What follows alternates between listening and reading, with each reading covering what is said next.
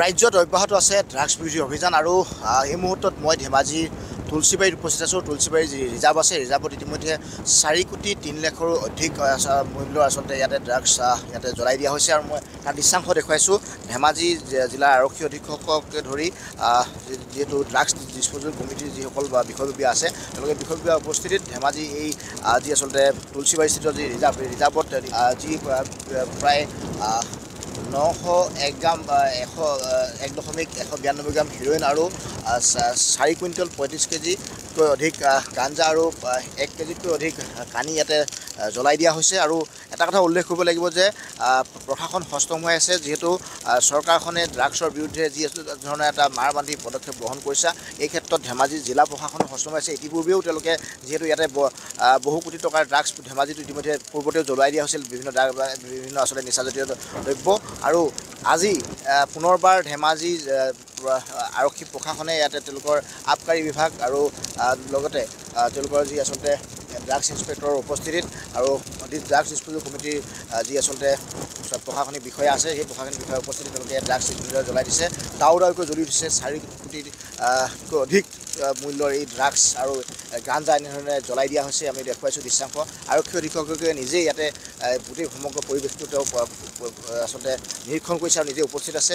সমান্তৰালভাৱে ইয়াতে প্ৰশাসনৰ আনসকল বিষয়ববীয়া উপস্থিত আছে। আমি যিহেতু আৰক্ষী অধীক্ষকগৰাকী আছে, আমি তেখেতৰ পৰা জানিব চেষ্টা কৰিম যে আজি যিহেতু 4 কোটি 3 লাখ টকাতকৈ অধিক যিহেতু মূল্যৰ ইয়াতে ড্ৰাগছ জ্বলাই দিয়া হৈছে, কি পৰিমাণৰ আৰু কেনেধৰণে আপোনালোকে গম পাইছে যে আমাৰ গোটেই অসমতে ড্ৰাগছ ডিছপ'জেল হৈ আছে।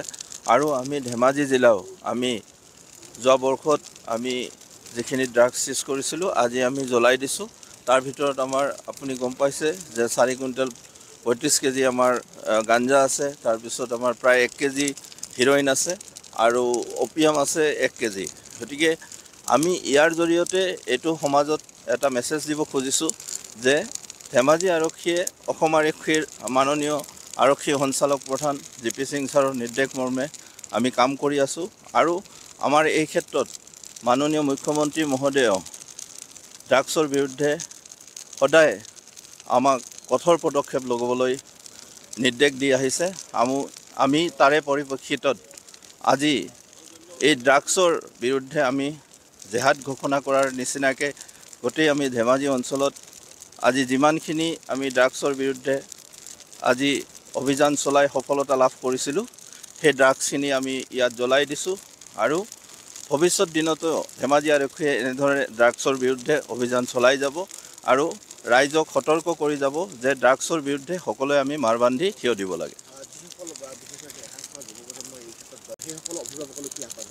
আমি ইতিমধ্যে স্কুল, কলেজ আৰু আমাৰ VDPৰ জৰিয়তে আমি গাঁও সভা লেভেলত আমি সজাগতা সভা অনুষ্ঠিত কৰিছোঁ। আৰু আমি এতিয়া এটাই অনুৰোধ জনাম যে ড্ৰাগছ যিহেতু বৰ বিষ, তেওঁলোকে নিজৰ ল'ৰা ছোৱালীৰ লগতে সমাজখনক সচেতন কৰাৰ কাৰণে আমাৰ সচেতন ব্যক্তিসকল আছে, যিসকল শিক্ষাগুৰু আছে, সেই সকলকো আমি ইয়াত অংশীদাৰ হ'বলৈ আমাৰ অভিভাৱকৰ লগতে অনুৰোধ জনাইছোঁ। যি আচলতে স্থানত ধেমাজি যে তুলসীবাৰীস্থিত যি ৰিজাৰ্ভৰ এই পৰিৱেশত ইতিমধ্যে 4 কোটি 3 লাখ টকাৰ অধিক আচলতে হিৰ'ইন আৰু বিশেষকৈ গাঞ্জা আৰু কানি ইয়াতে জ্বলাই দিয়া হৈছে। আৰু এটা কথা উল্লেখ কৰিব লাগিব যে বিগত বৰ্ষত যিসমূহ যে ইয়াতে ধেমাজি আৰক্ষীয়ে যিসমূহ আচলতে জব্দ কৰিছিল, বিশেষকৈ এই ধৰণৰ সামগ্ৰী জব্দ কৰিছিল, সেই সামগ্ৰী জব্দ কৰাৰ পিছত আজি এনেধৰণে ইয়াত জ্বলাই দিয়া হৈছে। যাত সমান্তৰালভাৱে যিহেতু জিলাখনত যিসমূহ তেওঁলোকে আচলতে শিক্ষানুষ্ঠান আছে, এই শিক্ষানুষ্ঠানসমূহক তেওঁলোকে বিভিন্ন সজাগতামূলক পদক্ষেপ গ্ৰহণ কৰি আহিছে। আৰু ৰাজ্য চৰকাৰ এই ক্ষেত্ৰত যথেষ্ট কঠোৰ হৈছে। আৰু ৰাজ্য চৰকাৰৰ গৃহ বিভাগে ইতিমধ্যে ড্ৰাগছৰ বিৰুদ্ধে যি ধৰণে আচলতে ধাৰাবাহিক অভিযান অব্যাহত ৰাখিছে, তাৰ অংশস্বৰূপে ধেমাজি আৰক্ষীয়ে ধেমাজি জিলাখনৰ বিভিন্ন প্ৰান্তত সময়ে সময়ে এনেধৰণৰ ড্ৰাগছ জাতীয় নিচাজাতীয় সামগ্ৰী দ্ৰব্য তেওঁলোকে জব্দ কৰিছে। আৰু তাৰ জব্দ কৰাৰ পিছত আজি এনেধৰণে এই ধেমাজি যি আচলতে তুলসীবাৰীস্থিত ৰিজাৰ্ভত 4 কোটি 3 লাখৰ অধিক টকাৰ মূল্যৰ আচলতে নিচাযুক্ত দ্ৰব্য জ্বলাই দিয়া হৈছে। আপুনি বিচৰা বাতৰি পাব কেৱল নিউজ 18 এপত। নিউজ 18 এপ ডাউনলোড কৰিবলৈ স্কেন কৰক এই QR কোড। গুগল প্লে ষ্টৰতো পাব এই নিউজ 18 এপ।